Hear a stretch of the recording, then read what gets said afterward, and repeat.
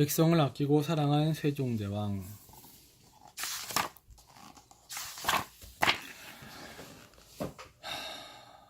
오늘 밤도 세종대왕은 잠을 자지 않을 모양이에요. 벌써 열흘째 밤마다 하늘만 멍하니 바라보고 있어요. 신하들은 임금님이 병이라도 날까 안절부절 못했어요. 내일은 꼭 비가 와야 할 터인데. 세종대왕은 해속된 가뭄으로 물이 부족해 백성들이 농사를 망칠까봐 마음이 조마조마했어요. 몇 년 전 가뭄에는 먹을 것이 없어 흙을 먹는 백성들도 있었거든요. 세종대왕은 굶주리는 백성들을 다시 볼지도 모른다고 생각하니 차마 잠자리에 들 수 없었어요. 다음 날에도 여전히 비가 내리지 않았어요. 세종대왕은 백성들을 살피러 궁 밖으로 나가 보았어요. 찰랑찰랑 물이 차 있어야 할 논은 바짝 마르고 벼에는 아직도 이삭이 나지 않았어요. 농부들의 얼굴에는 근심이 가득했지요. 때마침 고을 수령이 세종대왕의 점심을 준비하겠다고 나섰어요. 그만두어라. 백성들은 배를 고르는데 어찌 나 혼자 배를 채울 수 있을꼬. 세종대왕은 식사도 마다하고 궁으로 돌아갔어요. 이듬해에도 가뭄으로 다시 흉년이 들었어요. 세종대왕은 신하들에게 명령을 내렸어요. 창고의 곡식을 풀어 백성들을 도우라. 몸이 아픈 사람들에게 쌀을 먼저 나누어주고 한 사람이라도 굶어 죽는 백성이 없도록 하라. 만일 이를 어긴다면 내 엄하게 벌할 것이다. 하지만 아무리 곡식을 내주어도 굶주린 백성의 수는 계속 늘어났어요. 이대로라면 궁의 창고마저 머지않아 바닥을 드러낼 행편이었지요. 가뭄에도 끄떡없이 농사 지을 수 있는 방법을 찾아야 해. 세종대왕은 우리나라의 땅과 날씨에 맞는 농사법을 책으로 만들어야겠다고 생각했어요. 당시의 농사책은 모두 중국에서 온 까닭에 우리나라 농부들에게 별 도움이 되지 못했거든요. 세종대왕은 각 고을 수령들에게 경험 많은 농부들을 찾아가 그곳의 땅에 알맞은 농사법을 자세히 알아보라고 명령했어요. 학자들은 전국 곳곳에서 모인 농사법을 바탕으로 우리나라 농사 환경에 맞는 책을 만들었어요. 이것이 바로 농사직설이랍니다. 세종대왕은 농사직설의 내용이 올바른지 확인하고 싶었어요. 그래서 궁 뒤뜰에 농사를 지어보았죠. 그런 가운데 중요한 사실을 알게 되었어요. 제때 씨를 뿌리고 제때 거두는 것이 매우 중요하구나. 그런데 알맞은 때를 아는 것은 생각만큼 쉬운 일이 아니었어요. 중국의 계산법을 따라다 보면 때를 놓치기 일쑤였지요. 세종대왕은 우리나라를 기준으로 해와 달의 움직임을 관찰해 정확한 하늘의 시간표를 알아야겠다고 생각했어요. 정확한 시간을 알아내려면 수학을 잘하는 사람이 필요한데 당시만 해도 사람들은 수학을 중요하게 생각하지 않았어요. 시간을 계산하는 것은 중인들의 일이라 생각했죠. 하지만 세종대왕은 이 일을 누구보다도 중요하게 생각했어요. 그래서 한 번 보면 뭐든지 외우는 정초나 척척박사 정인지와 같은 뒤편전의 수학 학자들에게 수학을 바탕으로 정확한 시간을 연구하게 했어요. 다른 신하들은 양반이 어찌 중인의 일을 하냐며 거세게 반대했지만 세종대왕은 고집을 꺾지 않았어요. 오히려 학자들과 함께 수학을 공부했지요. 드디어 학자들은 계절과 절기가 어떻게 바뀌는지 알아냈어요. 그리고 1년이 365일 5시간 48분 45초라는 것도 계산해냈죠.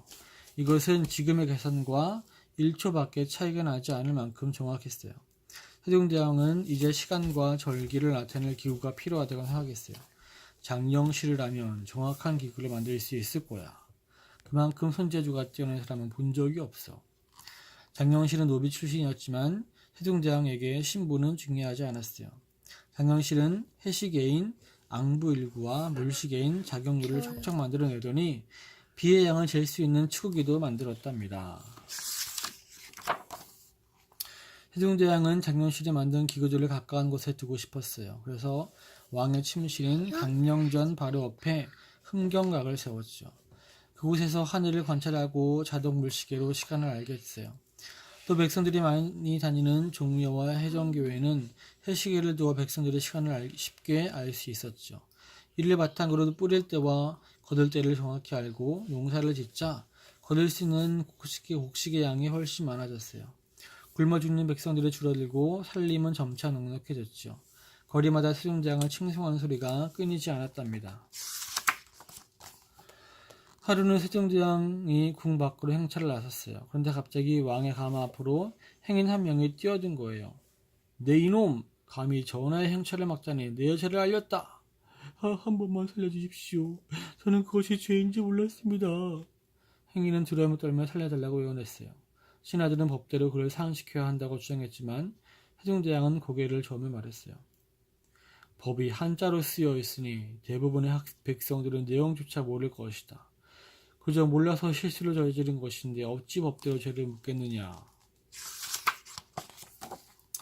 그날 밤 세종대왕은 낮에 있었던 일을 떠올렸어요. 글을 모르니 법을 모르고 법을 모르니 무엇이라 무엇인지도 모른 채 죄를 짓는 백성이 많구나. 중요한 몇 가지 법이라도 이두로 써서 알려주면 좋지 않을까. 세종대왕은 곰곰이 생각하다가 이내 고개를 저었어요. 이두도 백성에게 어렵기는 마찬가지였거든요. 백성들이 스스로 글을 읽을 줄 안다면 법도 알고 책에서 많은 유익한 것을 배울 수 있을 터인데 세종대왕은 백성들이 다른 사람의 글을 읽고 스스로의 생각을 키울 수 있길 바랐어요. 또 뜻하는 바를 글로 전할 수 있으면 좋겠다고 생각했어요. 세종대왕은 누구나 쉽게 배울 수 있는 글자를 만들기로 결심했어요.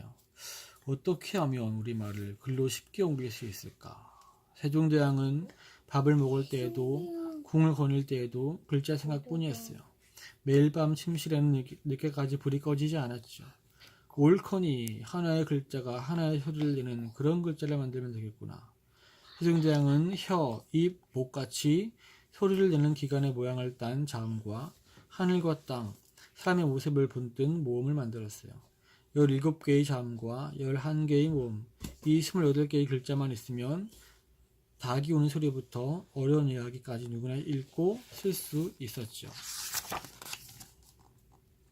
세종대왕이 새 글자를 만들었다는 소식이 알려지자 채말리를 비롯한 학자들이 반대 의견을 쏟아냈어요. 전하, 명을 섬기는 우리가 한자 대신 새 글자를 만든다는 건 부끄러운 일입니다. 글자가 쉬우면 사람들은 글을 열심히 배우지 않을 것입니다.